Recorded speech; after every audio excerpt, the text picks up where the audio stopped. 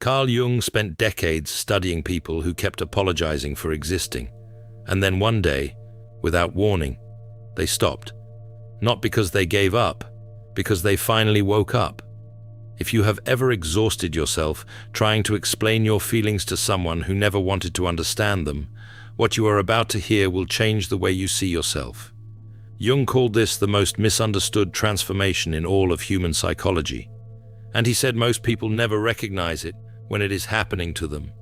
But you will, because by the end of this video, you will understand exactly what is happening inside you when you stop explaining yourself, and why that silence is not weakness. It is the beginning of something entirely different. But before we get into what Jung found, ask yourself something. Think of the last time you tried to explain how you felt to someone close to you, not in an argument. Just a quiet, honest attempt to say something does not feel right here. Did they hear you? Or did they look at you with that particular expression that says you are making this harder than it needs to be? If you know that expression, this video is for you, because Jung spent years asking why that exchange always ends the same way.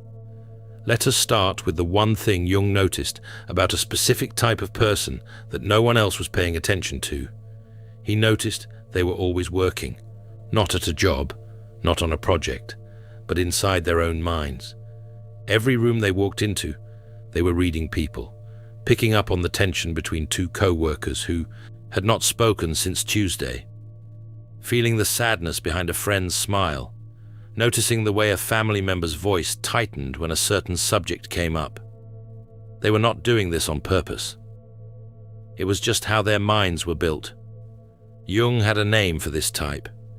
In his framework of psychological types, he called them introverted feeling types, individuals whose dominant function is a deeply internalized form of feeling. Not emotion in the dramatic sense, something quieter and more precise, an inner orientation toward value, authenticity, and emotional truth.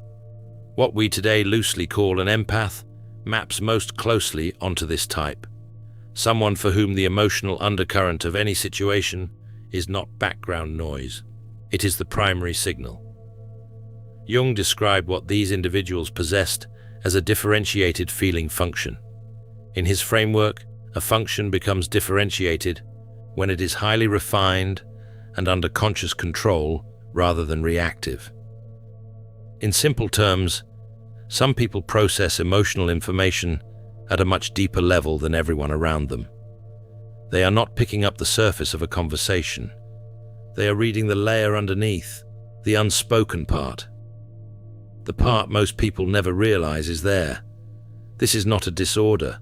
This is not a flaw. Jung described the differentiated feeling function as one of the most sophisticated forms of psychological processing a human being can develop. The ability to sense what is real beneath what is performed. But it comes with a cost. The introverted feeling type spends much of their life trying to explain what they sense to people who cannot sense it. Think about what that feels like. You are in a room. You sense something is deeply wrong. You try to say something. The person next to you looks at you like you are imagining things. You try to explain. You lay out everything you observed, the tone of voice, the body language, the way the conversation shifted, and the person tells you that you are being too sensitive, reading into things, that everything is fine, and so you begin to doubt yourself. Jung saw this pattern repeat across composite profile after composite profile in his clinical work. He described what happened to these individuals as a slow erosion, not a dramatic breakdown, a quiet wearing away of confidence in their own perceptions. They came to him not because they had lost their ability to read people. They were still as perceptive as ever.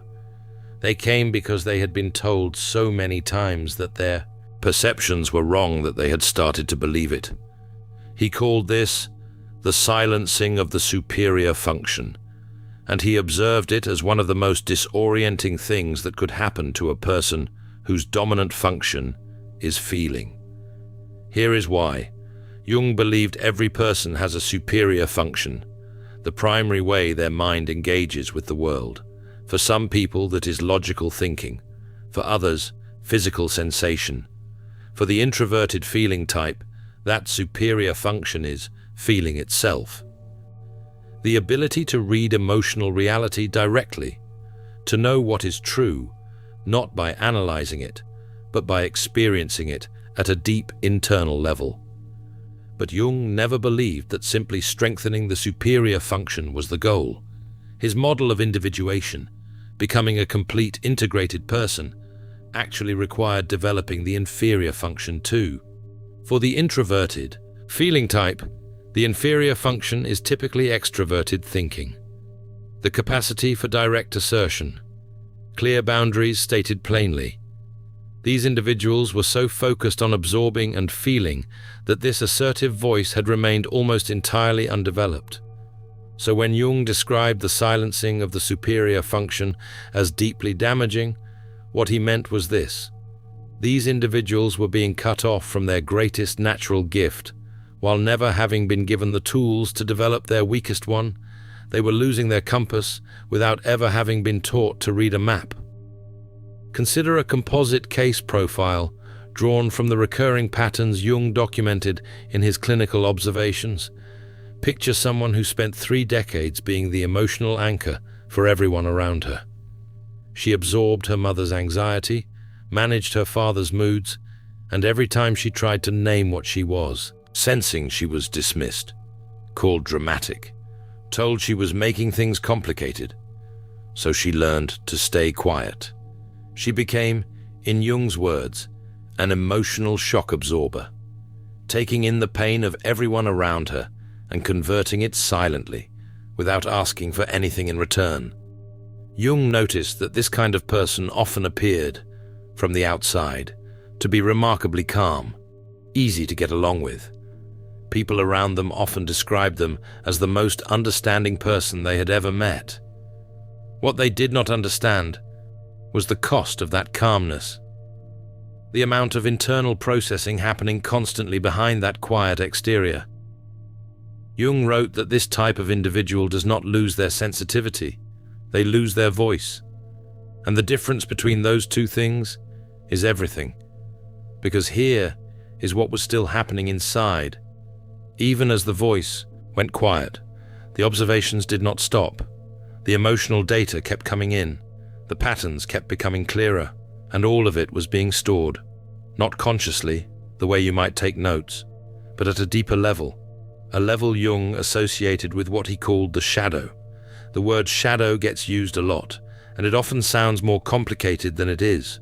Your shadow, in Jung's framework, is not a record of other people's wrongdoings. It is the part of yourself you have pushed down because the world told you it was not acceptable. For the introverted feeling type, the shadow most commonly contains their own anger. Empaths aren't broken, they're alchemists in progress. The Alchemist's Path gives you drills, Jung-based boundaries, and 3 exclusive chapter videos to turn overwhelm into clarity. By Surreal Mind, 236-page downloadable ebook, in stock. Begin now at thesurrealmind.com. Their assertiveness, their capacity to say no and mean it. Qualities that had been actively discouraged. So they went underground, into the shadow, stored. And alongside those repressed qualities, something else, accumulated too, not deliberately, but as a natural consequence of a highly refined feeling function that never stopped processing, the unconscious accumulation of perceptions, every inconsistency noticed but not voiced, every broken promise absorbed but not named. All of it held, not because these individuals were building a case, but because a differentiated feeling function simply does not forget emotional truth. But stored is not gone. Think of it like this. Imagine someone who works in a library.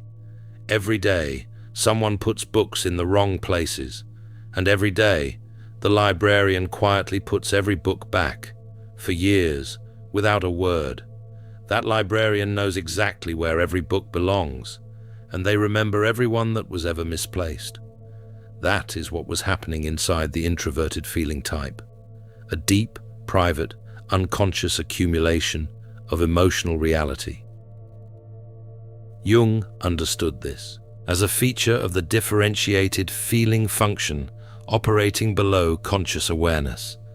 The person who had been dismissed as too emotional to think clearly had in fact been running one of the most precise observational systems in the room. Their sensitivity was not a barrier to clear perception, it was the engine of it, and the longer they stayed silent, the more complete that archive became. To understand how precise this unconscious accumulation could become, consider a second composite profile reflecting a pattern Jung observed in male patients. Picture someone in his early 40s, professionally successful, widely regarded as easy to work with. He had spent 20 years in a family dynamic where his observations were routinely dismissed. When he sensed dishonesty in a business partner, he was told he was being paranoid. When he felt a friendship shifting, he was told he was projecting. He learned to attach apologies to his own perceptions before anyone could reject them for him. What Jung found in this kind of narrative illustration is that the person's perceptive capacity had not been diminished. It had been redirected inward. The insights he was discouraged from voicing had simply been stored in a different chamber, holding not just the events, but the emotional texture of each one. Jung described this as one of the most paradoxical dynamics he encountered. The people most consistently told they were wrong about others were often those with the most accurate picture of what those others were actually doing. The dismissal did not create confusion in these individuals, it created a wall between what they knew and what they were allowed to say. Now here is where we reach the part that most people do not see coming. There is a moment. Jung documented it across many composite patterns he observed in this type of patient. A moment that does not always look dramatic from the outside, but represents one of the most significant psychological shifts a person can experience. Jung had a word for the principle behind it, borrowed from the ancient Greek philosopher Heraclitus. He called it enantiodromia, the tendency of things to turn into their opposite when pushed to an extreme. In psychological terms, enantiodromia happens when a one-sided attitude has been maintained so long that the suppressed opposite finally breaks through. For someone who has spent decades absorbing, silencing, and accommodating, the suppressed assertiveness and unvoiced knowledge build pressure until something gives way. This breakthrough is not always triggered by the biggest betrayal. Sometimes it is something small, but it lands differently. It cuts through in a way that nothing before it did. And in that moment, they stop, not in the way they had been stopping before. Not in the self-doubting, maybe I am wrong, maybe I am too sensitive way that they had been stopping for years. This stop is different. This stop is clear. This stop feels like the floor has finally become solid again after years of shifting beneath their feet. Jung described this moment as the convergence of suppressed perception. All of that unconscious accumulation, all those years of quiet observation, suddenly aligning into a single undeniable understanding, like puzzle pieces that had been in a box for decades, suddenly arranging themselves into a complete picture. And what they see in that picture is this: they were right about the specific things they were told they were wrong about. The patterns they kept pointing to and being told did not exist. They were right, and they had spent years apologizing for knowing it. When that realization lands, something shifts. And for many of the composite profiles Jung observed, the first external sign of that shift was something no one expected. They became very quiet, not the quiet of someone who has given up, not the quiet of someone who is hurt and retreating, the quiet of someone who has just realized they do not need to convince anyone of anything anymore, the quiet of someone who has, for the first time, found solid ground under their feet. And here is what made this quality of silence so striking to Jung. It was not performed, it was not a strategy, it was the natural result of a mind that had finally stopped spending energy on a task that was never going to succeed, making someone understand what they had already decided not to understand. Jung wrote that enormous psychological energy is tied up in trying to be understood by someone committed to misunderstanding you. When that attempt ceases, that energy returns to the person it always belonged to. They start to hear themselves again. For someone who has spent years doubting their own perceptions, this is the psychological equivalent of a noisy room finally going quiet. And what most of these individuals heard in that newly quiet interior was a clarity about their own lives that had been waiting to be acknowledged. Jung described this as the most misread transformation he encountered. The people around them often interpreted this new silence as coldness, as them pulling away, and they responded by pushing harder, demanding more explanation, asking them to justify their quietness, asking them, essentially, to resume the old pattern of constant emotional labor. And this is where the dynamic shifted in a way that made Jung take notice, because this person, for the first time, did not comply. They did not argue. They did not get defensive. They did not produce the long explanation they had spent years producing to justify their own perceptions. They simply did not do it anymore. And this was not a loss of connection. It was the birth of a boundary, the very first boundary this person had ever been able to hold. Jung used a term for this stage. He called it shadow integration. For the introverted feeling type, it means the moment when they stop denying the parts of themselves they were taught to suppress. The anger they were told was too much. The assertiveness they were told was selfish. The direct, boundary-setting voice that had been living in the shadow as undeveloped inferior function capacity. Jung was precise about what becoming complete actually requires. It is not just a deeper trust in the feeling function. It is the development of what had been most neglected, extroverted thinking, the capacity for direct assertion, for saying what is true without softening it into invisibility. The integrated person of this type does not abandon their sensitivity. They pair it, for the first time, with a voice strong enough to carry it. And when that voice finally exists, the primary tool that dismissive people use stops working. That tool is not cruelty. It is the erosion of your trust in your own mind. The moment that self-doubt is gone, the dynamic collapses. Not through confrontation, not through argument.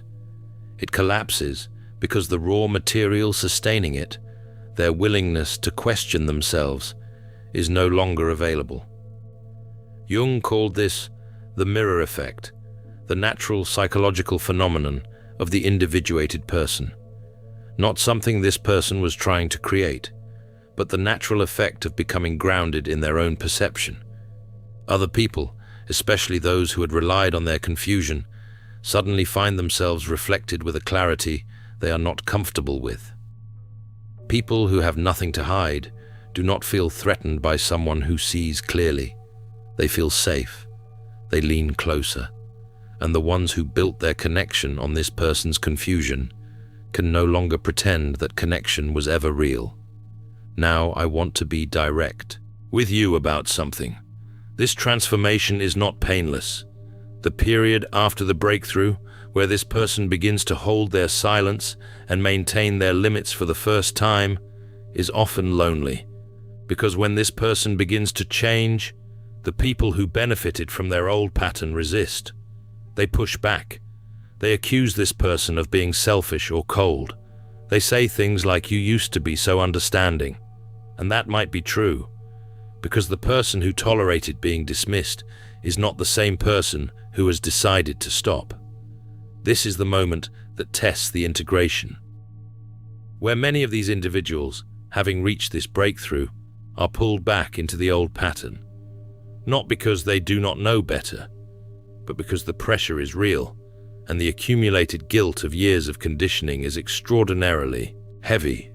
Jung was clear about this. The integration process is not a single event. It is a practice.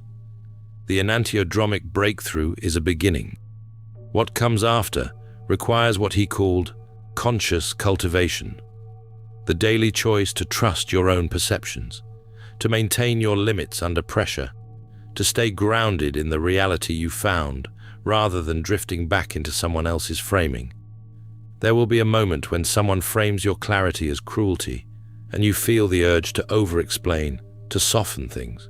The practice is recognizing where that urge came from and choosing not to act on it. The urge is old programming. The boundary is new wisdom. Every time you choose the wisdom, the programming loses its grip.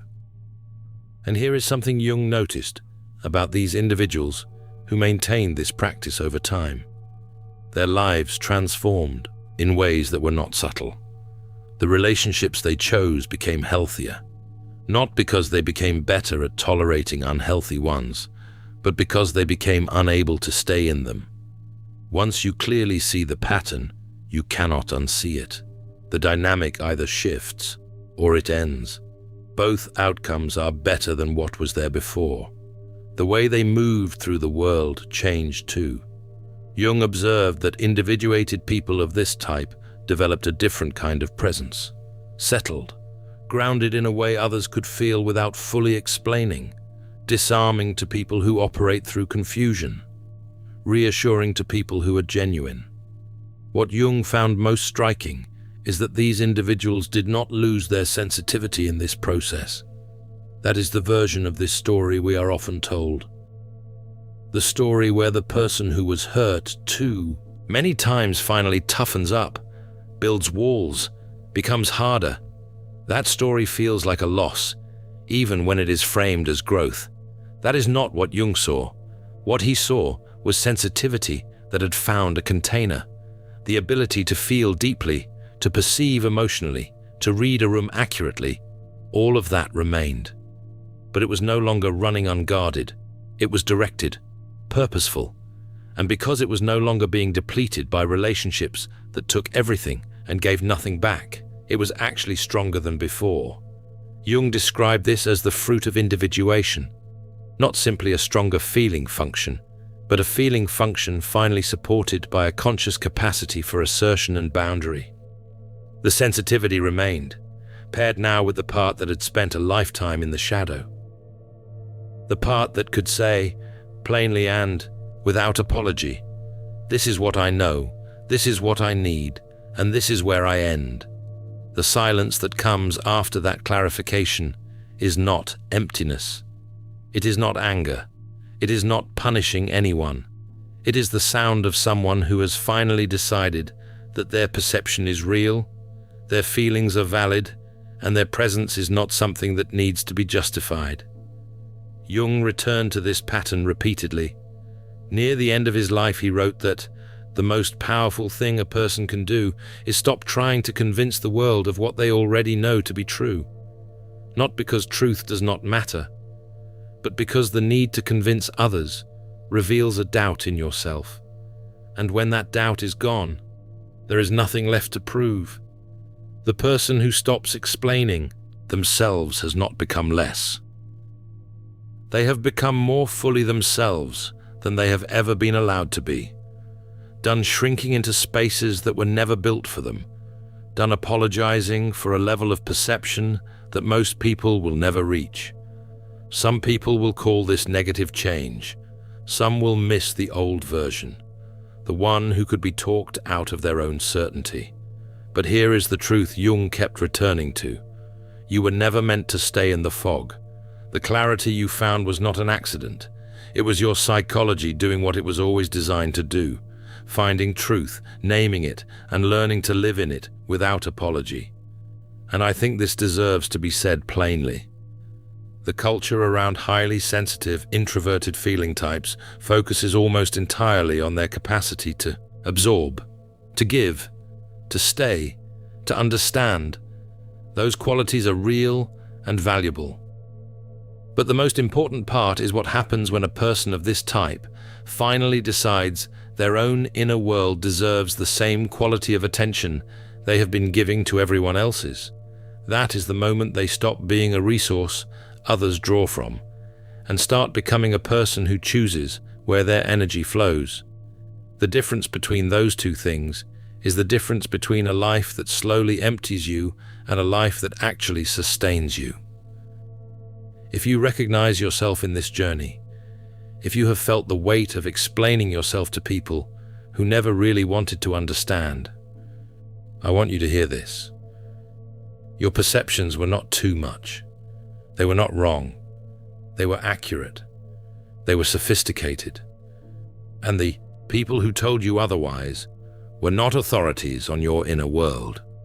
They were simply more comfortable with your doubt than your certainty. The day you stop explaining yourself is not a day to be afraid of.